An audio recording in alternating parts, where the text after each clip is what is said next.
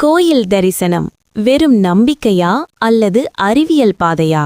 கடவுள் எங்கும் நிறைந்தவர் இல்லையா, பிறகு நாம் ஏன் கோயில்களுக்குச் செல்கிறோம் என்று கேட்பவர்களுக்கு நமது 5 புலன்கள், கண்கள், மூக்கு, நாக்கு, காதுகள் மற்றும் தோல் பெரும்பாலும் நம்மை வழிதவற செய்கின்றன. கோயில் தரிசனம் என்பது இந்த புலன்களை தீய பாதைகளிலிருந்து திருப்பி சரியான பாதைக்கு வழிநடத்தும் மிகவும் அறிவியல் பூர்வமான வழியாகும். ஒரு கோயில் நமது புலன்களை எவ்வாறு பாதிக்கிறது? பார்வை. சிலை மற்றும் விளக்குகளை பார்ப்பது கண்களை தூய்மைப்படுத்துகிறது. வாசனை. சந்தனம் மற்றும் கற்பூரத்தின் நறுமணம் மூக்கை தூண்டுகிறது. கேட்டல். சங்குகள், மணிகள் மற்றும் மந்திரங்களை உச்சரிப்பதன் மூலம் காதுகள் கடவுளின் சிந்தனைக்கு கொண்டுவரப்படுகின்றன. சுவை. பிரசாதம் மற்றும் தீர்த்தத்தை பரிமாறுவதன் மூலம் நாக்கு தூய்மையாகிறது. தொடுதல்.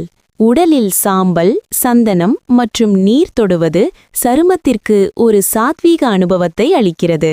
இந்த வழியில் கோயில் தரிசனம் தற்காலிகமாக 5 புலன்களை உலக விஷயங்களிலிருந்து பிரித்து கடவுளுடன் இணைவதற்கு உதவுகிறது. நினைவில் கொள்ளுங்கள், கடவுள் எங்கும் நிறைந்திருந்தாலும் நம் மனதை ஒருமுகப்படுத்த ஒரு சின்னம் தேவை. அதனால்தான் கோயில் கும்பாபிஷேகங்கள் செய்யப்பட்டன.